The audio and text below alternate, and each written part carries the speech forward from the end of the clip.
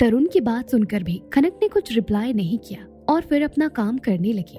तभी एकदम से सारा स्टाफ गेस्ट के साथ वहां आ गया और रोली जी बोली, खनक, मीट आवर न्यू गेस्ट। रोली जी के कहने पर खनक ने नजरें उठाकर देखा तो उसके होश उड़ गए। वो बस आके फाड़े सामने देखे जा रही थी, क्योंकि उसके सामने अचिंत्य खड़ा था और उसके बगल में लकी भी अचिंत्य को ही देखे जा रहा था। वो अपने मन में बोला, एएसएस को कैसे पता चला कि खनक यहाँ है? मैंने तो नहीं बताया। इनफैक्ट मुझे तो खुद पता नहीं था। ये सब सोचते हुए लकी का मुंह खुला का खुला ही रह गया और वहीं अचिंत्य खनक को देखकर मुस्कुरा रहा था। फिर वो खनक को देखते हुए ही लकी का मुंह बंद करके बोला, मक्खी घुस जाएगी, close your mouth. I am the Achintya से शेखावत, मुझसे कुछ भी छुपा नहीं रह सकता। उसकी बात पर खनक ने मुंह फेर लिया, लेकिन मुंह तो खनक ने फेरा था। फिर अचिंत्य की नजरें तो अब भी खनक पर थी और ये तरुण देखे जा रहा था। उसने धीरे से खनक का हाथ पकड़ लिया और उसे लेकर एक साइड खड़ा हो गया। खनक का हाथ तरुण के हाथ में देखकर अचिंत्य का खून खौल गया। खनक भी कुछ नहीं बोल रही थी और तरुण ने भी बस नॉर्मली खनक को अचिंत्य की नजर से दूर रखने के लिए ऐसा किया था, क्योंकि उसे ऐसा लग रहा था कि अचिंत्य की नजरें खनक को लेकर अच्छी नहीं थी। फिर सब एक साइड खड़े हुए और अचिंत्य एक सेल्फ साइड चेयर पर बैठा और पॉकेट से टीजर का एक पैक निकाला और स्टाइल से अपने होठों के बीच दबा लिया और उसके कश लेने लगा। उसे ऐसे देखकर सामने खड़ी साक्षी एक बार फिर से अपने बालों को अपनी उंगली में लपेटते हुए बोली, हाय माय हैंडसम डेविल। यार, इसका तो हर स्टाइल गजब का होता है। उसकी बात पर खनक ने एक नजर उसे देखा और फिर नजरें फेर ली तो अचिंत्य एक सांस में बोला, तो चलिए स्टार्ट करते हैं आज का प्ले। उसकी बात पर लकी बोला, आप सबको टेबल गेम खेलना है और एएसएस और अगस्त्य भारद्वाज भी आपके पार्टनर होंगे। उसके कहते ही सब साइड हुए तो अगस्त्य मुस्कुरा कर सबके सामने आए और फिर अचिंत्य ने अगस्त्य को हक किया। फिर उसने खनक को देखा तो खनक और परेशान नजर आ रही थी, क्योंकि खनक सबसे लड़ सकती थी, लेकिन इस वक्त कैसे और क्या करे उसे समझ नहीं आ रहा था कि आखिर अचिंत्य की चाल कौन सी होगी। फिर सबने जल्दी से टेबल लगाया और कुछ डिजाइनर जो कि हाई लेवल के थे और खनक के साथ रोली भी खड़ी हो गई। सबको चेयर पर बैठाया गया और उसके साथ तरुण, अगस्त्य, अचिंत्य, लकी सब चेयर पर बैठे। खनक के एक साइड अचिंत्य और एक साइड तरुण बैठा हुआ था। उसके सामने अगस्त्य और लकी बैठे हुए थे। तरुण के दूसरी साइड रोली और अचिंत्य की दूसरी साइड साक्षी बैठी हुई थी। उनके सामने एक कॉक बॉटल लाई गई और फिर लकी बोला, ये बॉटल मैं सर्कल में राउंड करूंगा, उसके बाद ये जिसकी तरफ आएगी उसे मैं किस करूंगा। ऐसे ही जो भी लड़का इसे सर्कल में राउंड करेगा और बॉटल जिस भी लड़की की साइड होगी उसे किस करना होगा। उसकी बात सुन खनक एक तंज भरी मुस्कान के साथ बोली, और अगर बॉटल के सामने कोई लड़का आ गया तो आप सब क्या लड़के को भी किस करेंगे? उसकी बात पर सब लड़कियां जो अब तक नर्वस थी, सबके चेहरे पर स्माइल आ गई। तो अचिंत्य एक रौबदार आवाज में बोला, ये तो वक्त बताएगा। फिर क्या था, गेम शुरू हुआ। एक लड़के ने सबसे पहले बॉटल घुमाई तो एक लड़की के सामने आई। वो लड़की घबराई हुई सबको देख रही थी और वो लड़का सामने देखते हुए मुस्कुरा रहा था। ऐसा लग रहा था कि वो यही चाहता था। फिर वो उठा और अपना ब्लेजर सही करते हुए लड़की की तरफ बढ़ा। खनक लड़की को देख रही थी जो शायद ये नहीं चाहती थी, इसीलिए खनक मुस्कुरा दी और तरुण के पैर के पीछे से अपनी पैर से चेयर पर मारा, जिससे लड़के का पैर उससे टकरा गया और वो गिर गया। उसके मुंह पर चोट आ गई, जिससे उसके होठों पर और दांतों पर से खून आने लगा। ये देखकर खनक बॉटल को सही करते हुए बोली, अजय साहब जरा सामने देखकर चलिए, नहीं तो खुशी कब गम में बदल जाए कुछ कहा नहीं जा सकता। ऐसे खुशी में पागल होना सही नहीं है और हो सकता है कि आप ही की चाल आप ही के ऊपर भारी पड़ जाए। ये सब वो अचिंत्य को देखते हुए बोल रही थी। अचिंत्य भी खनक की बातों का मतलब खूब समझ रहा था। फिर खनक अजय को देखती हुई बोली, अब क्या ऐसे टूटे हुए मुंह के साथ सुहाने को किस करेंगे आप? उसकी बात सुनकर अजय वहां से गुस्से में निकल गया। ये देखकर अचिंत्य मन में बोला, हाय, इसी अदा पर तो फिदा है हम जाने मन। इस बार तरुण ने बॉटल घुमाई और सबकी नजर बॉटल पर थी और फिर बॉटल रुकी और सबके चेहरे की रंगत उड़ गई। सबके चेहरे के रंग उड़ गए थे क्योंकि बॉटल बस खनक के सामने ही रुकने वाली थी कि तभी अचिंत्य ने लकी को देखा तो लकी थोड़ा सा चेयर से गिरने लग गया। सबका ध्यान लकी की तरफ गया तो अचिंत्य ने झट से बॉटल एक लड़की की तरफ कर दिया। सबने पलट कर देखा तो बॉटल रोली जी की तरफ थी और अचिंत्य मुस्कुरा रहा था। तरुण ये सोच रहा था कि इतनी जल्दी बॉटल रोली जी पर कैसे आ गई, लेकिन अब वो कर ही क्या सकता था। तरुण ने रोली जी को देखा और उठकर कहा, सॉरी आई कांट।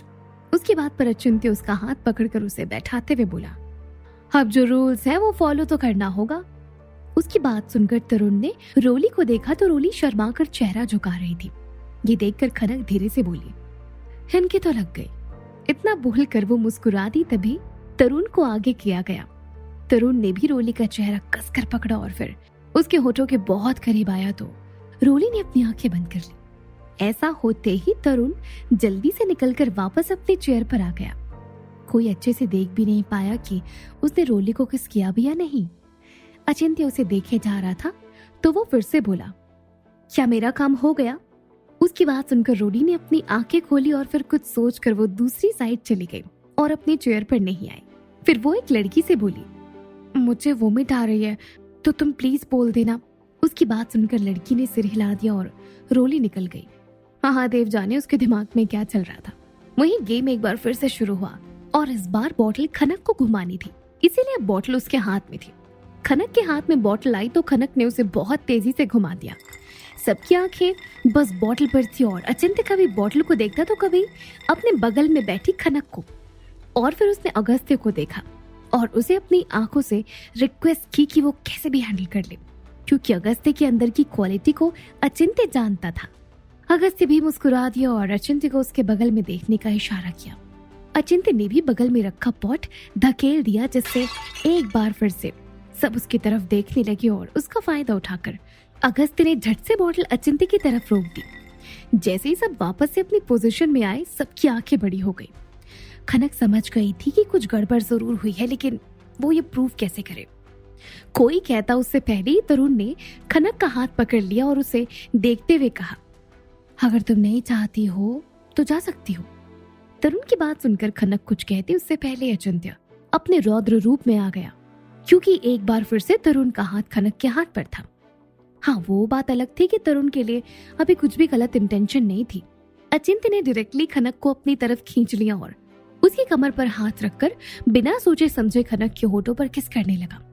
खनक को ऐसे झटके से बहुत अजीब लगा और अचिंत्य को तो न जाने कितने दिन बाद खनक इतने करीब मिली थी तो उसे आज उसका सुकून मिला था। लेकिन खनक तो झांसी की रानी बन चुकी थी, वो पहले वाली खनक रह ही नहीं गई थी।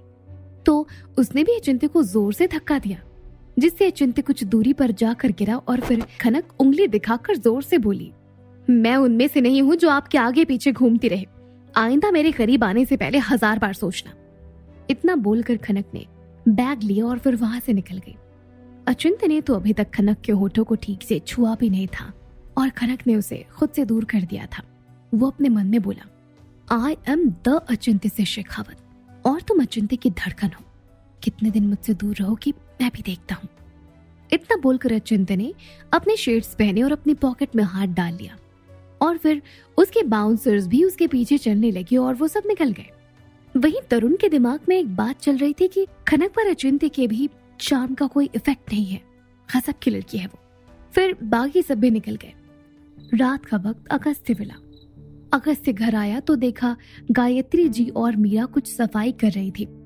ये देखकर अगस्त्य उनके पास आया और फिर दूसरी तरफ चेहरा करके बोला, किसने कहा है आप दोनों को ये सब करने के लिए? गायत्री जी धीरे से बोली, मेरा नौकर क्या करते हैं, यही सब ना। उनकी बात पर अगस्त्य ने मीरा के हाथ से कपड़ा छीन लिया, जिससे वो टेबल साफ कर रही थी और तभी स्वीटी वहां आ गई। अगस्त्य मीरा को ही देखे जा रहा था कि तभी स्वीटी उसे देखती हुई बोली, वो काम कर रही है। उसकी आवाज सुनकर अगस्त्य वहां से रूम में चला गया। स्वीटी को अजीब लग रहा था, इसीलिए वो भी रूम में आ गई।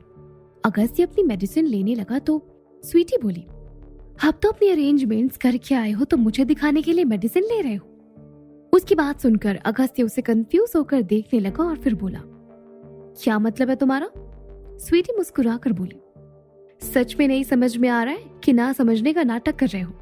वो लड़की मीरा तुम उसे अपने लिए सेट करके आए हो ना?